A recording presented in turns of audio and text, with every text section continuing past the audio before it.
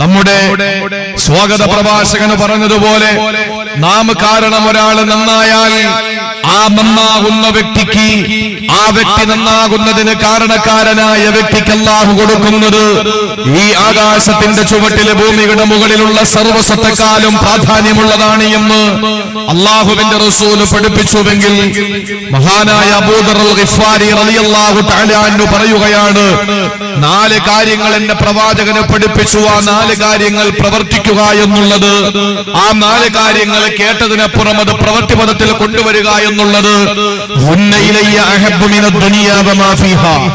ദുനിയാവും ദുനിയാവിലുള്ള സർവ്വ സ്വത്തുക്കളും ദുനിയാവിലുള്ള അധികാരവും ദുനിയാവിലുള്ള മുഴുവൻ സമ്പത്തും ദുനിയാവിന്റെ മുഴുവൻ ഖജനാവും ദുനിയാവിലെ മുഴുവൻ സംവിധാനങ്ങളും എനിക്ക് കിട്ടുന്നതിനേക്കാൾ അത്യുത്തമമാണ്, അഭികാമ്യമാണ് എനിക്ക് ഈ 4 കാര്യങ്ങൾ പ്രവർത്തിക്കൽ എന്ന് മഹാനായ അബൂദർ അൽ ഗിഫാരി റളിയല്ലാഹു അൻഹു പറഞ്ഞുവെങ്കിൽ എന്നെ ശ്രവിക്കുവാൻ ഇവിടെ ഒരുമിച്ച് കൂടിയിട്ടുള്ള എന്റെ പ്രിയപ്പെട്ട സഹോദരങ്ങളോട്, സഹോദരിമാരോട് എനിക്ക് പറയുവാനുള്ളത്, ആ 4 കാര്യങ്ങൾ നിങ്ങൾക്ക് ഞാൻ പറഞ്ഞു തരാം.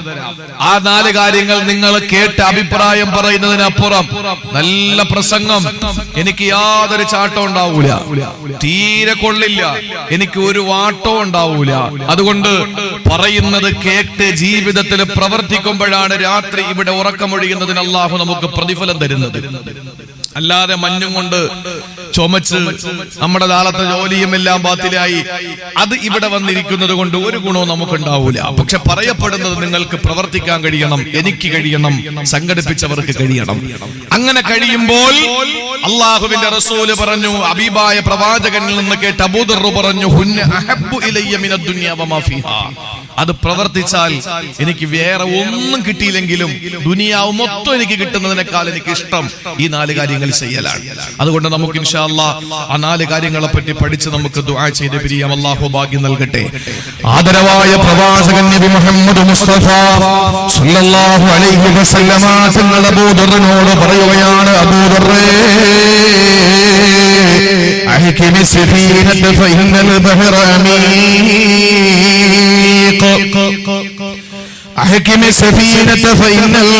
അമീഖ്. അബൂദറേ, കടൽ ആഴമേറിയതാണ്, കടലിലൂടെ സഞ്ചരിക്കേണ്ട കപ്പലിനെ നീ ഭദ്രമാക്കണം. ആ കടൽ ആഴമേറിയതാണ്, കടലിലൂടെ സഞ്ചരിക്കുമ്പോൾ ആ സഞ്ചരിക്കുന്ന കടലിലൂടെ സഞ്ചരിക്കുന്ന കപ്പലാകുന്ന നിന്റെ രക്ഷാ കവചമുണ്ടല്ലോ, ആ രക്ഷാ കവചമാകുന്ന കപ്പലിനെ നീ ഭദ്രമാക്കണം. ആ കപ്പലിനെ നീ നന്നാക്കണം, ആ കപ്പലിനെ മെച്ചമാക്കണം. എന്തുകൊണ്ടെന്നറിയോ? സഞ്ചരിക്കുന്ന കടൽ ആഴമേറിയതാണ് അബൂദറേ. 1400 വർഷങ്ങൾക്ക് മുമ്പ് അല്ലാഹുവിന്റെ റസൂൽ അബൂദർ എന്ന് പറയുന്ന സഹാബിയോട് മാത്രമല്ല അത് പറഞ്ഞത്, കാസർഗോഡ് ജില്ലയിലെ ചട്ടഞ്ചാലം എന്ന് പറയുന്ന പ്രദേശത്തോട് ചേർന്ന് കിടക്കുന്ന പള്ളത്തുങ്കൽ എന്ന് പറയുന്ന പ്രദേശത്ത് ഒരുമിച്ച് കൂടിയ എന്റെ പ്രിയപ്പെട്ട ആണുങ്ങളെ, പെണ്ണുങ്ങളെ, അല്ലാഹുവിന്റെ റസൂൽ 1400 മുമ്പ് പറയുകയാ, അഹ്കിമി സഫീനത ഫഇന്നൽ ബഹറ അമീഖ്. കടൽ ആഴമേറിയതാ, അതുകൊണ്ട് കപ്പൽ നീ ഭദ്രമാക്കണം. ഏത് കടലാണ് എന്റെ പ്രിയപ്പെട്ടവരെ റസൂലുള്ളാഹി പറഞ്ഞത്? ഏത് കടലാണ് പ്രവാചകൻ ഉണർത്തിയത്? ഏത് കപ്പലിനെ പറ്റിയാണ് റസൂലുള്ളാഹി പറഞ്ഞത്? നിങ്ങളോട് ഞാൻ ചോദിക്കട്ടെ സഹോദരങ്ങളെ, കാസർഗോഡ് ജില്ലയിലെ വിവിധ ഭാഗങ്ങളിൽ കടൽ ചേർന്ന് കിടക്കുകയാണല്ലോ. ഈ കടലിനെ പറ്റിയല്ല റസൂലുള്ളാഹി പറഞ്ഞത്. ഏത് കടലിനെ പറ്റിയാ ഹബീബ് പറഞ്ഞതെന്നറിയോ? 1400 മുമ്പ്, 1400 സംവത്സരങ്ങൾക്ക് മുമ്പ് കാരുണ്യത്തിന്റെ തിരുദൂതർ പറഞ്ഞ കടൽ ആഴമേറിയെന്ന് പറഞ്ഞ കടലേതെന്നറിയോ? ആ കടലിലൂടെ സഞ്ചരിക്കേണ്ട കപ്പലിനെ നീ ഭദ്രമാക്കണമെന്ന് പറഞ്ഞ കപ്പലേതെന്നറിയോ? അല്ലാഹുവിന്റെ മഹാരഥന്മാരായ മുന്നോറുകളായ പൂർവസൂരികൾ പറഞ്ഞു തന്നില്ലേ, ഇന്ന ലില്ലാഹി ഇബാദൻ ഫൂതനാ طلقوا الدنيا وخافوا الفتنة نظروها فيها فلما علموا أنها ليست لحين وطنا. ദുനിയാവെന്ന് പറയുന്ന പെണ്ണിനെ ഒഴിച്ചല്ലേ വരാ മുൻഗാമികള്.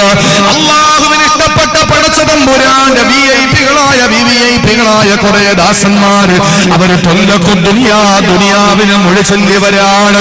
അവര് ദുനിയാവിന്റെ ഫിത്നയെ ഭയപ്പെട്ടവരാ, ദുനിയാവിന്റെ ഭീകരതയെ ഭയപ്പെട്ടവരാണ്. അവര് ദുനിയാവിനെ ഒന്ന് അവര് പരിശോധിച്ചപ്പോൾ, ദുനിയാവിനെ ആട്ടിക്കുറുക്കിയൊന്ന് പരിശോധിച്ചപ്പോ ഒരു മനുഷ്യന് താമസിക്കാൻ പറ്റിയ നാടല്ല, ഒരു മനുഷ്യനെ വിശ്വസിക്കാൻ പറ്റിയ വീടല്ല ഈ ദുനിയാവെന്ന് മനസ്സിലാക്കിയപ്പോൾ അവര് ദുനിയാവിനെ ഒഴിവാക്കി മൊഴിചൊല്ലിയവരാണ്. സഹോദരങ്ങളെ, കടലേതാണ്, കപ്പലേതാണ്? ആ സമയത്ത് അവര് ദുനിയാവ് വേണ്ട എന്ന് വെച്ചപ്പോ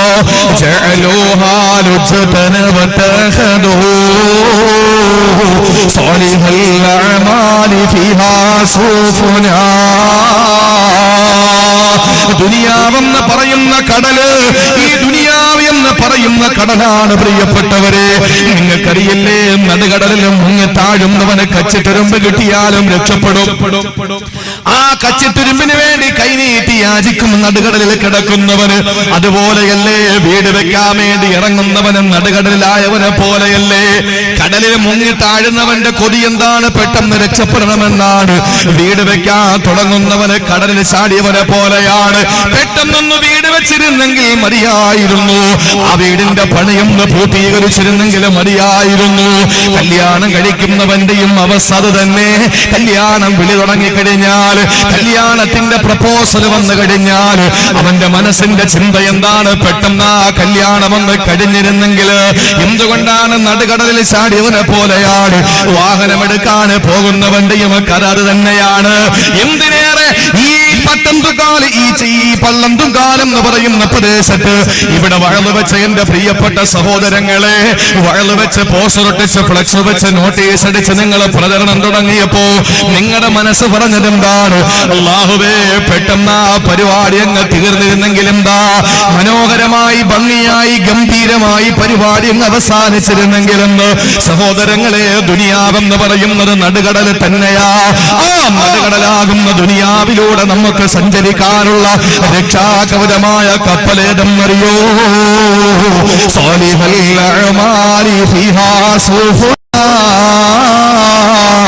സൽക്കർമ്മമാകുന്ന കപ്പലുണ്ടാക്കണം പ്രിയപ്പെട്ടവരെ.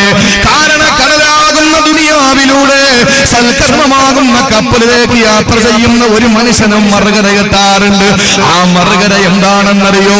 അല്ലാഹുവിന്റെ സ്വർഗമാണ് മറുകര. ഈ ദുനിയാവാകുന്ന കടലിലൂടെ, കപ്പലാകുന്ന സൽക്കർമ്മത്തിലൂടെ യാത്ര ചെയ്യുന്ന മനുഷ്യന് മറുകരയാകുന്ന സ്വർഗത്തിലേക്ക് ചെന്നെത്തുമ്പോൾ സഹോദരങ്ങളെ, അവന്റെ ജീവിതം അവസാനിക്കുകയാ. അവന്റെ ജീവിതം അവസാനിക്കുന്നു. ഇന്നത്തെ ജീവിതമാണ് അവസാനിക്കുന്നത്. പിന്നെ അവന്റെ ഇതുപോലുള്ള ജീവിതം അങ്ങ് അവസാനിച്ചു. പിന്നെ ജീവിതത്തെ പറ്റി അല്ലാഹു പറഞ്ഞത്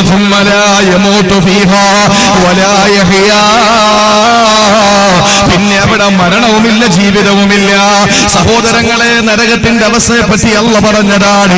അവിടെ ജീവിതമില്ല, മരണമില്ല. എന്നാൽ നേരെ സ്വർഗത്തിലേക്ക് കടന്നു പോയാലോ, നമ്മുടെ മറുകരയാകുന്ന സ്വർഗത്തിലെത്തിയാലോ അവിടെ ജീവിതം മാത്രമാണ്. അതിവിടത്തെ ജീവിതമല്ല, മറ്റൊരു ജീവിതമാണ് സ്വർഗീയ ലോകത്തേക്ക് നമ്മൾ ചെല്ലുമ്പോ. അതുകൊണ്ട് ദുനിയാവാകുന്ന കടലിലൂടെ, കപ്പലാകുന്ന സൽക്കർമ്മത്തിൽ കയറേണ്ട ചെറുപ്പക്കാരാ, സ്വർഗമാകുന്ന മറുകര നമുക്ക് എത്തിച്ചേരണ്ടേ. അല്ലാഹു നമുക്കതിനുള്ള തൗഫീഖ് നൽകട്ടെ. അല്ലാഹു നമുക്കതിനുള്ള തൗഫീഖ് നൽകട്ടെ. അതുകൊണ്ട് കടൽ ആഴമേറിയതാണ്. കപ്പലിനെ നമ്മൾ ഭദ്രമാക്കണം. ഒന്ന് ശ്രദ്ധിച്ചോളി എന്റെ പ്രിയപ്പെട്ട സഹോദരങ്ങളെ, ഈ ദുനിയാവ് എന്ന് പറയുന്നത് കടലാണ്. ആർക്കും ഒരു സംശയം ഉണ്ടാകണ്ട, ഒരു കടൽ തന്നെയാണ്. ആ കടലിൽ വീണുപോയവൻ എത്രയും പെട്ടെന്ന് രക്ഷപ്പെടണമെന്ന് കൊതിക്കുന്നത് പോലെ, നടുകടലിൽ വീണവൻ രക്ഷപ്പെടാൻ ആഗ്രഹിക്കും പോലെയാണ് ദുനിയാവിൽ നമ്മൾ ഏതൊരു വിഷയത്തിൽ ഇറങ്ങി തിരിച്ചാലും പെട്ടെന്ന് തങ്ങ് തീർന്നിരുന്നെങ്കിൽ കൊള്ളാമായിരുന്നു. അതല്ലേ നമ്മുടെ ആഗ്രഹം. നമുക്ക് നല്ല ഒരു കപ്പൽ വേണം, എങ്കിലേ വെള്ളത്തിന്റെ മുകളിലൂടെ യാത്ര ചെയ്യാൻ പറ്റൂ. ആ കപ്പല് സ്വാലിഹായ പ്രവർത്തനമാണ് എന്ന് മഹാനായ പ്രവാചക പ്രഭു നബി മുഹമ്മദ് മുസ്തഫ. മറുകര കടലിലൂടെ യാത്ര ചെയ്യുന്ന കപ്പൽ ചെന്നെത്തുന്നത് എവിടെയാണ്? മറുകര ചെന്നെത്തും. ആ മറുകര അള്ളാഹുവിന്റെ പ്രവിശാലമായ സ്വർഗമാണ്. ആകാശഭൂമിയോളം വിശാല വിസ്തൃതമാണ് എന്ന് വിശുദ്ധ ഖുർആൻ വിശദീകരിച്ച അള്ളാഹുവിന്റെ അനുഗ്രഹങ്ങളാൽ നിറയ്ക്കപ്പെട്ട കൈകൊണ്ട് തൊട്ടാൽ പൊട്ടിച്ചിരിക്കുന്ന മഴവീണ കമ്പികളുടെ നാദം കൊണ്ട് മുഖരിതമായ സുഖലോലുപ സ്വർഗം, അതാണ് മറുകര. നിങ്ങൾ നോക്ക്, നിങ്ങൾ എന്റെ കൂടെ വരണം. ഒന്നാമത് ആള് കുറവാണ്, അതുകൊണ്ട് ശ്രദ്ധിച്ച് നിങ്ങൾ ഇരിക്കണം. ഞാൻ ഇത്രയും ദീർഘദൂര യാത്ര ചെയ്തു വന്നയാളാണ്. ഇന്നലെ കൊല്ലം ജില്ലയിലെ പരിപാടി, ആ പരിപാടി കഴിഞ്ഞപ്പോഴേക്കും 12:30 മണിയാണ്. അതിനുശേഷം 2 മണിക്കൂർ യാത്ര ചെയ്ത് എന്റെ വീട്ടിലെത്തി. 2:30 മണിക്ക് അവിടെ ചെന്ന് ഒരൽപ്പം കിടന്ന് 4:30 മണിക്ക് എഴുന്നേറ്റു. അതിനുശേഷമാണ് നേരെ എയർപോർട്ടിൽ പോയി, പിന്നെ നേരെ കോഴിക്കോട് വന്നു. അവിടെ നിന്ന് ട്രെയിനിൽ ഇവിടെ വന്നു. 2 മണിയോടുകൂടി ഇവിടെ എത്തി. ഈ പരിപാടി കഴിഞ്ഞ് ഇന്ന് അഷ്റഫ്ക്കാടെ വീട്ടിൽ കിടന്നുറങ്ങി. നാളെ നേരം വെളുക്കുമ്പോൾ നാളെ 10 മണിക്ക് യാത്ര ചെയ്താൽ നാളത്തെ കോഴിക്കോട് പരിപാടിയും കഴിഞ്ഞ് ഞാൻ എന്റെ വീട്ടിലേക്ക് പോകും. അപ്പൊ 2 മണിക്കൂർ നിങ്ങളോട് സംസാരിക്കാൻ വേണ്ടിയാണ് ഞാൻ ഇത്രയും ദീർഘമായ യാത്ര ചെയ്തു വന്നത്. അതുകൊണ്ട് നിങ്ങൾ ഈ അനുഗ്രഹീത സദസ്സിന്റെ പോരിശ മനസ്സിലാക്കിയിട്ട് ഉള്ള ആളും മതി നമുക്ക് ഇൻഷാ അല്ലാഹ്. ഒരുപാട് ആളുകളൊന്നും വേണ്ട, അമൽ ചെയ്താൽ മതി. അതുകൊണ്ടാണല്ലോ ഒരു മഹാൻ പറഞ്ഞത്, ഹാലു റജുലിൻ ഫി അൽഫി റജുലിൻ അൻഫഉ മിൻ വഅലി അൽഫി റജുലിൻ ഫി റജുലിൻ. 1000 പേര് ഒരാൾക്ക് വഅദ് പറഞ്ഞു കൊടുക്കുകയാണ്, 1000 പേര് ഒരാൾക്ക് വഅദ് പറഞ്ഞു കൊടുക്കുന്നു. അതിനേക്കാൾ അനിവാര്യം, അതിനേക്കാൾ പ്രയോജനം ഒരാള് 1000ങ്ങളുടെ മുമ്പിൽ നിന്ന് പ്രവർത്തിച്ച് കാണിച്ചു കൊടുക്കലാണ്. 1000 പേര് ഒരാൾക്ക് വഅദ് പറഞ്ഞു കൊടുക്കുന്നതിനേക്കാൾ നല്ലത് ഒരാൾ 1000ങ്ങളുടെ മുമ്പിൽ നിന്ന് പ്രവർത്തിച്ച് കാണിച്ചു കൊടുക്കലാണ്. അതുകൊണ്ട് ആള് കുറഞ്ഞോട്ടെ, പ്രശ്നമല്ല. പറയുന്ന വിഷയങ്ങൾ പ്രവർത്തിക്കാൻ നമുക്കൊരു മനസ്സുണ്ടാക്കണം. അള്ളാഹു അതിന് ഭാഗ്യം നൽകി അനുഗ്രഹിക്കുമാറാവട്ടെ. പിന്നെ എന്റെ ഒരു വിഷമം ഇങ്ങനെ പറഞ്ഞു ആളില്ല എന്ന് തീർക്കുന്നതേ ഉള്ളൂ, കാരണം ഉൾപ്രദേശമാണ്. ഏതായിരുന്നാലും അൽഹംദുലില്ലാ, പടച്ചോ സ്വീകരിക്കട്ടെ. എന്റെ സഹോദരങ്ങളെ, നമ്മൾ കടലിൽ ഇങ്ങനെ യാത്ര ചെയ്യുമ്പോൾ ഒരു കപ്പൽ യാത്രികൻ 3 കാര്യങ്ങൾ ഭയപ്പെടണം. കപ്പലിൽ യാത്ര ചെയ്തിട്ടുള്ളവർക്കാണെങ്കിൽ അറിയാം, 3 ഭീഷണികൾ അവര് നേരിടും. ഏതൊക്കെയാണ്? കപ്പൽ തകരാൻ 3 കാരണങ്ങൾ മതി. ഏതൊക്കെയാണെന്ന് നിങ്ങൾക്ക് അറിയുന്നവരുണ്ടെങ്കിൽ പറയും. ടൈറ്റാനിക് തകർന്നത് എങ്ങനെയാണെന്ന് എല്ലാവർക്കും അറിയാം. ടൈറ്റാനിക് തകർന്നത് എങ്ങനെയാണ് എന്ന് എല്ലാവർക്കും അറിയാം. വേറെ ഏത് കപ്പൽ പോലെയുമല്ല ടൈറ്റാനിക്, കാരണം അത് സിനിമ ഇറങ്ങി കാണിച്ചു തന്നതാണ്. അത് സിനിമ ഇറക്കി കാണിച്ചു തന്നു. എന്റെ പ്രിയപ്പെട്ട സഹോദരങ്ങളെ, 3 ഭീഷണികളാണ് നേരിടുന്നത്. ഒന്ന്, കപ്പൽ യാത്ര ചെയ്തിട്ടില്ലേ നിങ്ങൾ? കപ്പൽ യാത്ര ചെയ്യണം. ഇതൊക്കെ സ്വർഗത്തിൽ പോയാൽ കപ്പൽ യാത്ര ചെയ്യാൻ പറ്റുമോ? അതൊക്കെ ഇവിടെ പറ്റൂ. അതുകൊണ്ട് ഇവിടെ അതൊക്കെ ഇതൊക്കെ നമുക്ക് അള്ളാഹു തന്നതാണ്, നമുക്ക് മാത്രം, മുഅ്മിനീങ്ങൾക്ക് മാത്രം അള്ളാഹു അനുഭവിക്കാൻ വേണ്ടി തന്നതാണ്. ഫ്ലൈറ്റിൽ കയറിയിരിക്കണം. സ്വർഗത്തിൽ പോയാൽ ഫ്ലൈറ്റ് ഒന്നുമില്ല, കപ്പലൊന്നും സ്വർഗത്തിലില്ല. അതൊക്കെ ഇവിടെയാണ്. അതൊക്കെ നമ്മൾ അനുഭവിക്കാതെ പിന്നെ എവിടെ അനുഭവിക്കാനാണ്? നമുക്കല്ലേ അള്ളാഹു കപ്പൽ തന്നത്. ലോകത്തുള്ള എല്ലാം നിങ്ങൾക്ക് തന്നതാണെന്ന് ഖുർആൻ പറയുമ്പോ നമ്മൾ കപ്പലിൽ കയറില്ല എന്ന് പറഞ്ഞാൽ മോശമല്ലേ? അല്പം പൈസയൊക്കെ മുടക്കിയിട്ട് മക്കളെ കൊണ്ടുപോകണം, കപ്പലിലൊക്കെ ഒന്ന് കയറ്റിയിട്ട് കറക്കി കൊണ്ടുവരണം.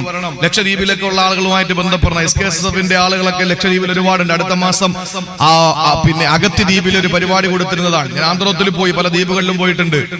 ഫെബ്രുവരിയിൽ ആൻഡമാൻ ദ്വീപിൽ പോകുന്നു. അപ്പൊ അതൊക്കെ നമ്മൾ അനുഭവിച്ചിരിക്കേണ്ടതാണ്. കപ്പൽ യാത്ര ചെയ്യുന്നവർ 3 ഭീഷണികൾ നേരിടണം. ഏതൊക്കെയാണ്? കപ്പൽ തകരുന്നത് 3 കാരണങ്ങൾ കൊണ്ടാണ്. ഒന്ന് പറയും, ഏതൊക്കെയാണ് കപ്പൽ തകരുന്നത്? എങ്ങനെ? കൊടുങ്കാറ്റടിച്ചാല് കപ്പൽ തകരും. 2, മഞ്ഞുകട്ടയിലിടിച്ച് കപ്പൽ തകരും. 3, കപ്പലിന്റെ ദ്വാരമെങ്ങാനും വീണ കപ്പൽ തകരും. ഇത് 3ഉം കപ്പൽ യാത്രികന്റെ ഭീഷണിയാണ്. ഈ 3 കാര്യങ്ങൾ. ഈ കടലാകുന്ന ദുനിയാവിലൂടെ സൽക്കർമ്മമാകുന്ന കപ്പലിൽ കയറിയിട്ട് സ്വർഗമാകുന്ന മറുകരയിലെത്താൻ വേണ്ടി പോകുന്ന എനിക്കും നിങ്ങൾക്കും ഈ 3 ഭീഷണി നേരിടണം. ഒന്ന് കൊടുങ്കാറ്റ്. ആ കൊടുങ്കാറ്റ് ഏതാണ് സഹോദരങ്ങളെ? ഭീഷണിയാകുന്ന കൊടുങ്കാറ്റാണ്. 6 മാസക്കാലം എറണാകുളം ജില്ലയിലെ വൈക്കം എന്ന് പറയുന്ന പ്രദേശത്ത് അശോകന്റെയും പൊന്നമ്മയുടെയും ഏകമകളായ അഖില എന്ന് പറയുന്ന പെൺകുട്ടി ഹാദിയ ഇസ്ലാം മതം സ്വീകരിച്ചപ്പോൾ ഹാദിയ 6 മാസക്കാലം സൂര്യപ്രകാശം അടിക്കാതെ വീടിന്റെ അകത്തളങ്ങളിൽ തടവിറക്കി സമാനം പാർപ്പിച്ചിരുന്നു. 6 മാസം കഴിഞ്ഞ് അവളെ സൂര്യപ്രകാശം അടിക്കുന്ന പ്രദേശത്ത് ഇറക്കിയപ്പോൾ അവൾ 4 കാര്യം പറഞ്ഞതിൽ ആദ്യം പറഞ്ഞത്, ഞാൻ ഉറച്ച മുസ്ലിമാണ്, എന്റെ ഇസ്ലാം മതം എന്ന് പറയുന്ന അന്ധവിശ്വാസത്തെ തകർക്കാൻ ഒരു ശക്തിക്കും കഴിയില്ല എന്ന് ഉറക്കെ പ്രഖ്യാപിച്ചത് ഹാദിയ എന്ന പെൺകുട്ടിയാണ്. ഹാദിയ ഓടിച്ചിരുന്ന കപ്പൽ കൊടുങ്കാറ്റാകുന്ന ഭീഷണിക്കൊന്നും ചെയ്യാൻ കഴിഞ്ഞില്ല. നമ്മളെ മുമ്പിൽ വന്നിട്ട് ഒരാൾ പറയാൻ ഉലുഹി അറക്കലടാന്ന് പറഞ്ഞാൽ എന്നാ വേണ്ട, എനിക്ക് ഉലുഹി അറക്കണ്ട, കോഴി. എത്ര പള്ളികൾ തീരുമാനമെടുത്തു ഇനി കോഴി മതിയെന്ന്. കോഴി മതിന് തീരുമാനമെടുത്തു. എന്തിന് സഹോദരങ്ങളെ? ഈ കപ്പൽ അങ്ങോട്ട് പോകുമ്പോ കൊടുങ്കാറ്റാകുന്ന ഭീഷണി വരും. അതിനെ കീറി മുറിച്ചുകൊണ്ടാകണം നമ്മുടെ സൽക്കർമ്മമാകുന്ന കപ്പൽ പോകേണ്ടത്. അള്ളാഹു ഭാഗ്യം തരട്ടെ. രണ്ടാമത് സഹോദരങ്ങളെ, മഞ്ഞുകട്ടയാണ്. അന്ധവിശ്വാസമെന്ന മഞ്ഞുകട്ടയിൽ തട്ടിയിടിച്ച് ആ കപ്പലാകുന്ന സൽക്കർമ്മം തകരാൻ പാടില്ല. അതുപോലെ കാപട്യമാകുന്ന വിള്ളൽ നമ്മുടെ കപ്പലിൽ വീഴാനും പാടില്ല. സൽക്കർമ്മമാകുന്ന കപ്പല്, ആ കപ്പലിലെ ജീവിതത്തിൽ ഒരിക്കൽ പോലെ കാപട്യമാകുന്ന വിള്ളൽ വീഴാൻ പാടില്ല, ദ്വാരം വീഴാൻ പാടില്ല. അങ്ങനെ മറുകരയാകുന്ന സ്വർഗത്തിലേക്ക് എനിക്കും നിങ്ങൾക്ക് പോകണ്ടേ സഹോദരങ്ങളെ? അതുകൊണ്ടാണ് കടലാകുന്ന ദുനിയാവിൽ കപ്പലാകുന്ന സൽക്കർമ്മം വേണമെന്ന് ആദരവായ പ്രവാചകൻ നബി മുഹമ്മദ് മുസ്തഫ സഹോദരങ്ങളെ നമുക്ക് യാത്ര ചെയ്യേണ്ടതാണ്. അതുകൊണ്ട് പ്രവാചകൻ അബൂദറിനോട് പറയുന്നു, അബൂദറേ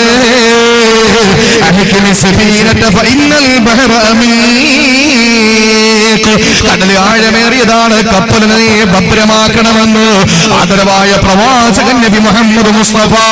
ഞാൻ അവസാനിപ്പിക്കുകയാണ് ആ ഭാഗം. രണ്ടാമത് റസൂലുള്ള പറഞ്ഞതെന്തെന്നറിയോ? അബൂദറിനോട് പറയുകയാണ്, അബൂദറേ വസ്തക്സിരി സാദ ഫഇന്ന സഫറ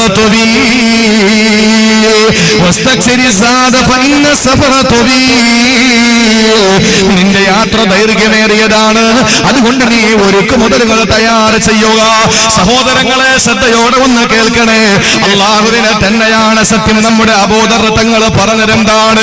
ഈ 4 കാര്യം ഞാൻ പഠിച്ചപ്പോ ഈ ദുനിയാവ് മുഴുവനും എനിക്ക് കിട്ടുന്നതിനേക്കാൾ എനിക്ക് സന്തോഷം തോന്നി. ഈ ദുനിയാവ് മുഴുവനും എന്റെ കാൽ ചുവട്ടിൽ വരുന്നതിനേക്കാൾ എനിക്ക് സന്തോഷം തോന്നി. ഈ ദുനിയാവ് മുഴുവനും എന്റെ ഒരു തള്ളവിരലിന്റെ അടിയിൽ വരുന്നതിനേക്കാൾ ഞാൻ ഇഷ്ടപ്പെടുന്നത് ഈ 4 കാര്യം പ്രവർത്തിക്കലാണ് എന്ന് മഹാനായ അബൂദർ അൽ-ഗിഫാരി തങ്ങൾ പറഞ്ഞെങ്കിൽ എന്റെ പ്രിയപ്പെട്ട സഹോദരങ്ങളെ, എന്റെ പ്രിയപ്പെട്ട സഹോദരിമാര്, ആദരവായ പ്രവാചകന് രണ്ടാമത്തെ ഉപദേശം കൊടുക്കുകയാണ്.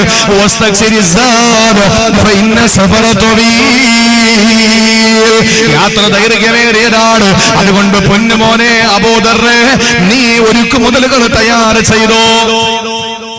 കപ്പലിലാണ് ഒരു യാത്ര പോവുകയാണ് നമ്മൾ, ശ്രദ്ധിക്കണം. ഡൊഫടിച്ച മക്കളൊക്കെ കേട്ടോളി, നിങ്ങളെ പറ്റി നല്ലത് പറഞ്ഞിരിക്കുകയാണ് ഞാൻ.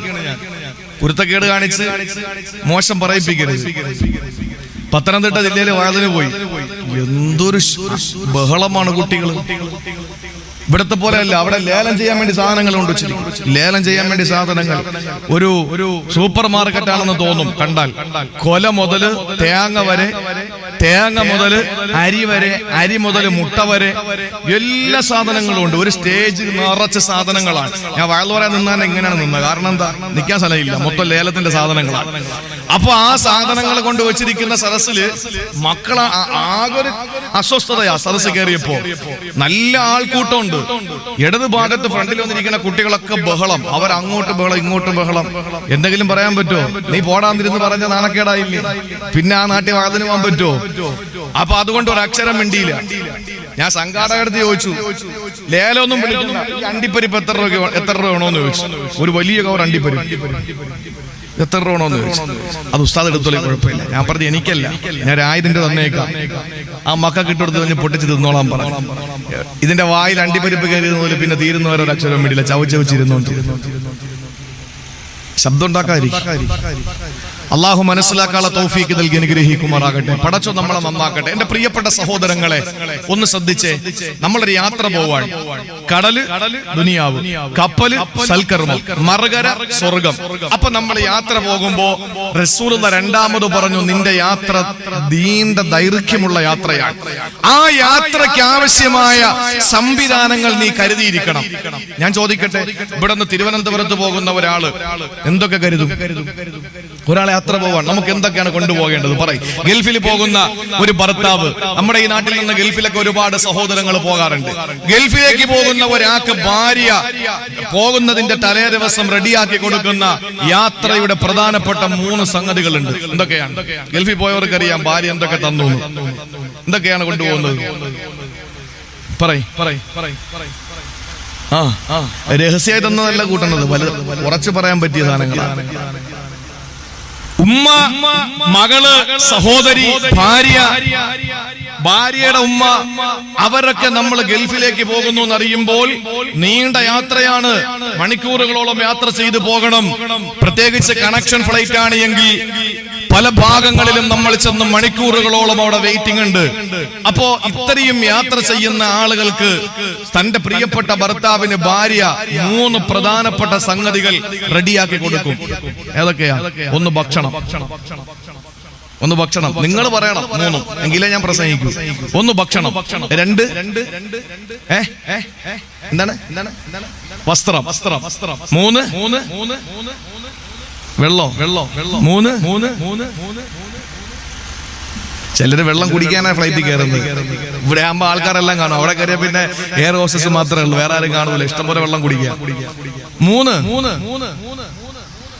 പണ്ടൊക്കെ സഹോദരങ്ങളെ നമുക്ക് ഉച്ചയ്ക്ക് ഭക്ഷണമൊക്കെ കഴിച്ച്, പ്രായമുള്ള ആളുകളൊക്കെ ഭക്ഷണമൊക്കെ കഴിച്ച് വീട്ടിന്റെ കോലായിലേക്ക് വരുന്ന സമയത്ത് ഉമ്മാമ്മ, പ്രായമുള്ള ഉമ്മാടെ ഉമ്മ അല്ലെങ്കിൽ പിന്നെ വാപ്പാടെ ഉമ്മയൊക്കെ പ്രായമുള്ള സ്ത്രീകള് അവര് മുറുക്കാനൊക്കെ ഇടിച്ച് ചതച്ച് അത് റെഡിയാക്കിയിട്ട് ഉപ്പാന്റെ കയ്യിൽ വെള്ളയിൽ വെച്ചു കൊടുക്കും. അത് വായിലേക്ക് ഇട്ട് ചവച്ച് നീട്ടി തുപ്പിയിട്ട് കോലായിലിട്ടിരിക്കുന്ന ഉമ്മറത്തിട്ടിരിക്കുന്ന കസേരയിൽ വന്ന് ചാരിയിരിക്കുമായിരുന്നു പ്രായമുള്ളവര്.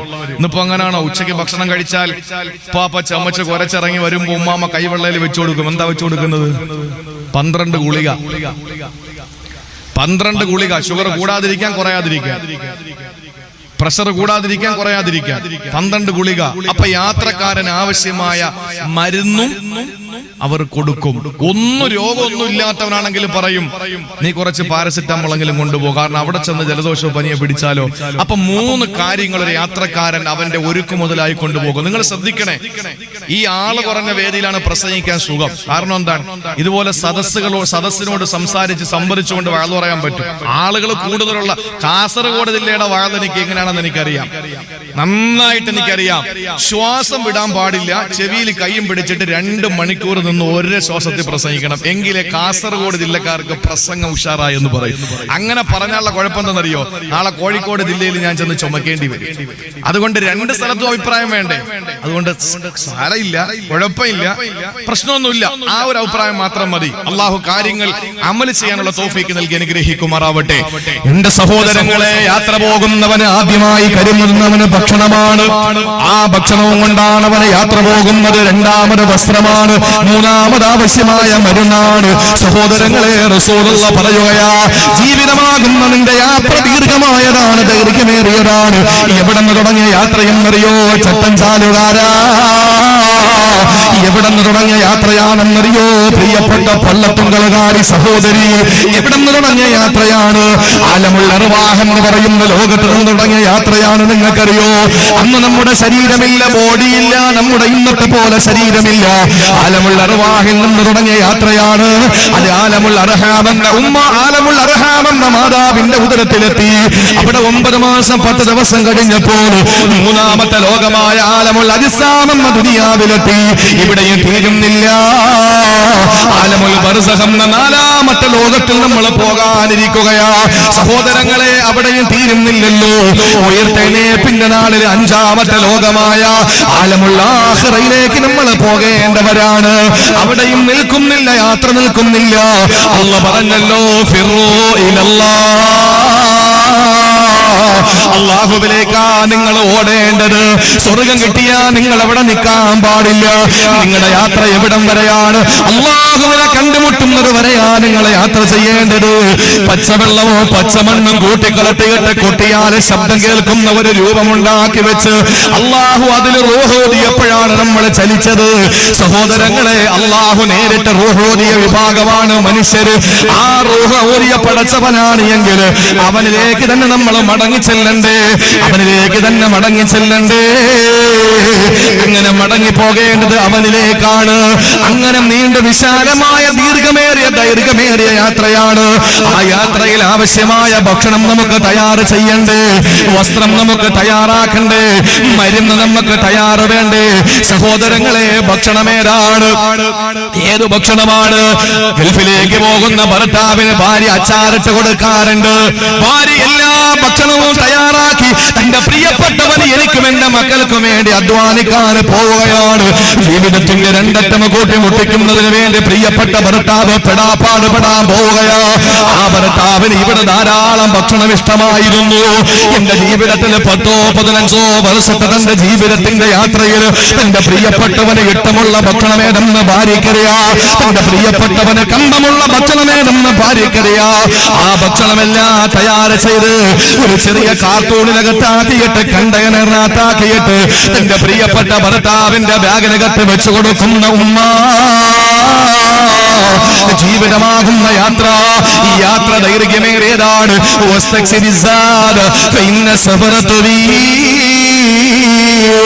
യാത്ര ദീർഘമായതാണ്. അതുകൊണ്ട് യാത്രയ്ക്ക് ആവശ്യമായ ഒരുക്ക് മുതലുകൾ തയ്യാർ ചെയ്യുക. സഹോദരങ്ങളെ, ഒന്നാമത് വേണ്ടത് ഭക്ഷണമാണ്. ഈ ഭക്ഷണം ഏതെന്നറിയോ? ബിരിയാണിയല്ല.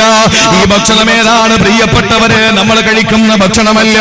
അല്ലാഹു തന്നെ പറയട്ടെ, നിങ്ങൾ ആവശ്യമായ ഒരുക്ക് മുതലുകൾ, വിഭവങ്ങൾ നിങ്ങൾ തയ്യാർ ചെയ്യുക.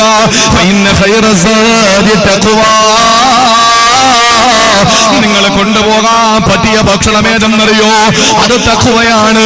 തഖ്വയാകുന്ന ഭക്ഷണമാണ് കൊണ്ടുപോകേണ്ടത്.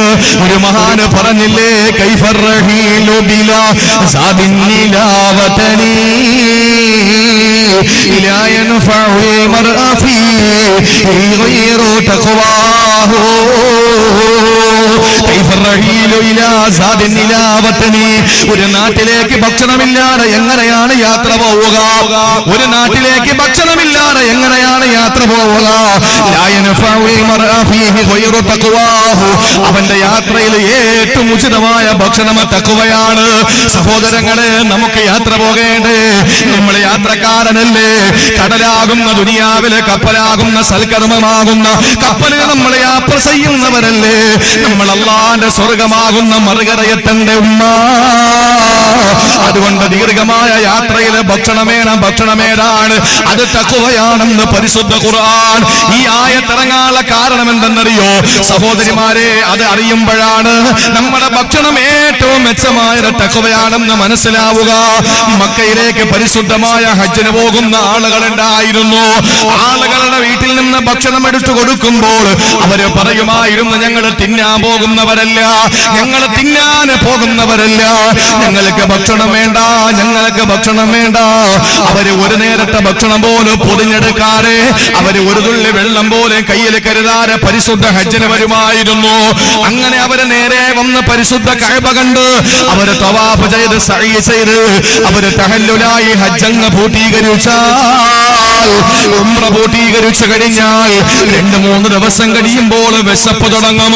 അങ്ങനെ വിശപ്പ് തുടങ്ങുമ്പോൾ സഹോദരങ്ങളെ, പിന്നെ അവർക്ക് തവക്കുലില്ല. അവര് പറഞ്ഞപ്പോ, വീട്ടിൽ നിന്ന് പോകാനിറങ്ങിയപ്പോൾ ഈ ആളുകളെ ഭക്ഷണം കൊടുത്തപ്പോൾ പറഞ്ഞത് എന്താണ്? തവക്കലത്തു അലല്ലാഹ്, ഞങ്ങൾക്ക് ഭക്ഷണം വേണ്ട, എല്ലാം പടച്ചവനെ ഏൽപ്പിച്ചിരിക്കുകയാ. പക്ഷേ മക്കയിലെത്തി ഹജ്ജ് കഴിഞ്ഞപ്പോ അവരുടെ വിശപ്പ് തുടങ്ങിയപ്പോൾ പിന്നെ തവക്കുല് മറന്നുപോയി. തവക്കുല് വിശപ്പ് വന്നപ്പോൾ മറന്നുപോയി. അങ്ങനെ അവര് ചെയ്തതെന്തെന്നറിയോ?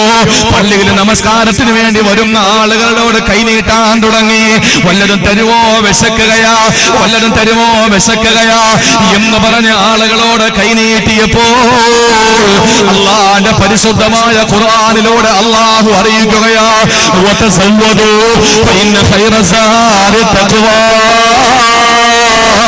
നിങ്ങൾ ഹജ്ജിന് പോകുമ്പോൾ, ഉംറയ്ക്ക് പോകുമ്പോൾ, നിങ്ങൾ യാത്രക്കിറങ്ങുമ്പോ കഴിക്കാനുള്ള ഭക്ഷണം കൂടെ നിങ്ങൾ തയ്യാർ ചെയ്യണേ. ഏറ്റവും നല്ല ഭക്ഷണം ഏതെന്നറിയോ? അത് തഖ്വയാണെന്ന് പരിശുദ്ധ ഖുർആൻ. എന്ത് തഖ്വയാണ് ചട്ടൻ ചാലുകാരാ നമുക്കുള്ളത്? നമ്മൾ കഴിക്കുന്ന ഭക്ഷണം ഹലാലാണെന്ന് ഉറപ്പുണ്ടോ? നമ്മൾ കഴിക്കുന്ന ഭക്ഷണം ഹലാലാണെന്ന് ഉറപ്പുണ്ടോ? പറയാൻ എളുപ്പമാണ്, പ്രസംഗിക്കാൻ എളുപ്പമാണ്. അല്ലാഹുവിന് ഇഷ്ടപ്പെടാത്ത ഒരു പല്ലിമുട്ടായി നമ്മുടെ പള്ളയിൽ പോയോ നമ്മുടെ ദുആ സ്വീകരിക്കുകയില്ല, നമ്മുടെ പ്രാർത്ഥന അല്ലാഹു കബൂൽ ചെയ്യുകയില്ല. എന്റെ പ്രിയപ്പെട്ട സഹോദരങ്ങളെ ചിന്തിക്കണേ. നിങ്ങൾക്കറിയോ മഹാനായ ഇമാം അഹ്മദ് ബിൻ ഹംബൽ ഇന്ന് മദ്ഹബ് വേണ്ടെന്ന് പറയുന്നവരുണ്ടല്ലോ. മദ്ഹബ് വേണ്ട എന്ന് പറയുന്ന മിടുക്കന്മാര് വിഡ്ഢികളുടെ സ്വർഗത്തിലാണ്. മഹാനായ ഇമാം അഹ്മദ് ബിൻ ഹംബൽ മുഹദ്ദിസല്ലേ, മഹാനായ ഇമാം അഹ്മദ് ബിൻ ഹംബൽ ഫഖീഹല്ലേ, മഹാനവറുകൾ ഒരു മദ്ഹബിന്റെ ഇമാമല്ലേ. അഹ്മദ് ബിൻ ഹംബലിന്റെ ജീവിതത്തിൽ ഒരു സംഭവം ഉണ്ടായി. സഹോദരങ്ങളെ, ഇമാം അഹ്മദ് ബിൻ ഹംബലിന് ഭക്ഷണം പാചകം ചെയ്യാൻ കുറച്ച് തൈരിന്റെ ആവശ്യം വന്നു. ബന്ധുക്കളോട് പറഞ്ഞു തൈര് കൊണ്ടുവരുമോ? സഹോദരിമാരെ കേൾക്കാൻ വേണ്ടിയിട്ട് പറയുകയാ, കുറച്ച് തൈര് കൊണ്ടുവരുമോ? അങ്ങനെ കുറച്ച് തൈര് കൊണ്ട് ബന്ധുക്കളെ കയ്യിൽ കൊടുത്തു. സുബ്ഹാനല്ലാഹ്, ഇമാം അഹ്മദ് ബിൻ ഹംബൽ ആ തൈര് പാത്രം എടുത്ത് കയ്യിൽ വെച്ച് നോക്കിയപ്പോ മഹാനായ അഹ്മദ് ബിൻ ഹംബലിന് സംശയം വന്നു. അഹ്മദ് ബിൻ ഹംബൽ പറഞ്ഞത് എന്തെന്നറിയോ? എനിക്ക് തൈര് വേണ്ട, കാരണം ഇത് ഹലാലാണോ ഹറാമാണോ എന്നറിയാത്ത തൈര. ഇത് വ്യക്തമായി എനിക്ക് ഹലാലാണെന്നോ ഹറാമാണെന്നോ അറിയാത്ത തൈര. അതുകൊണ്ട് തൈര് എനിക്ക് വേണ്ട എന്ന് പറഞ്ഞു. നശിപ്പിച്ച് കളയാൻ ബുദ്ധിമുട്ട് തോന്നിയ ബന്ധുക്കൾ ചോദിച്ചു, എന്നാൽ ഇവിടത്തെ പാവങ്ങൾക്ക് കൊടുക്കട്ടെ, പട്ടിണി പാവങ്ങൾ ധാരാളമുണ്ടല്ലോ. ഇമാം അഹ്മദ് ബിൻ ഹംബൽ പറഞ്ഞു, കൊടുത്തോ, പ്രശ്നമല്ല, പക്ഷേ ഞാൻ സ്വീകരിച്ചില്ല, തിരസ്കരിച്ച തൈരാണെന്ന് പറഞ്ഞിട്ട് വേണം കൊടുക്കാൻ. ഇമാം അഹ്മദ് ബിൻ ഹംബലിന്റെ ബന്ധുക്കള് അവിടെയുള്ള പട്ടിണി പാവങ്ങളുടെ വീട്ടുമുറ്റത്ത് ചെന്ന് ചോദിക്കുന്ന തൈര് വേണോ? അവര് ചോദിച്ചു, എന്തെന്നാ കിട്ടിയത്? അഹ്മദ് ബിൻ ഹംബൽ ഉപേക്ഷിച്ച തൈരാണ്. അല്ലാഹുവിന് തന്നെയാണ് സത്യം. അവര് പറഞ്ഞത് എന്തെന്നറിയോ? നിങ്ങൾ വിശന്നങ്ങ് മരിച്ചാൽ, നിങ്ങൾ പട്ടിണി കിടന്ന് മരിച്ചാൽ നിങ്ങൾക്ക് ഇമാം അഹ്മദ് ബിൻ ഹംബൽ ഒഴിവാക്കിയ തൈര് വേണ്ട. എന്തുകൊണ്ടെന്നറിയോ? ഇമാം അഹ്മദ് ബിൻ ഹംബൽ വേണ്ടെന്ന് പറഞ്ഞതിൽ എന്തോ രഹസ്യമുണ്ട്. അവസാന ബന്ധുക്കൾക്ക് നിലത്തൊഴിക്കാൻ വിഷമം തോന്നിയപ്പോ ആ തൈര് പാത്രം വലിച്ച് കടലിലേക്ക് എറിഞ്ഞത്രേ. സഹോദരങ്ങളെ, തിരികെ വന്ന ബന്ധുക്കളോട് അഹ്മദ് ഇമാം ചോദിച്ചു, നിങ്ങൾ തൈരെന്താ ചെയ്തത്?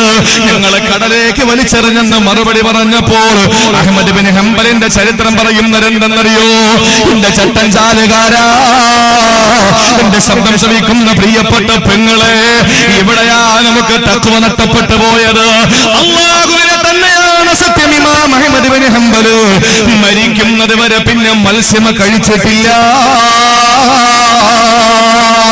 ഒരു പാത്രം തൈര് കൊണ്ട് കടലിലൊഴിച്ചാൽ ആ പാത്രം തൈര് കടലിൽ എന്താ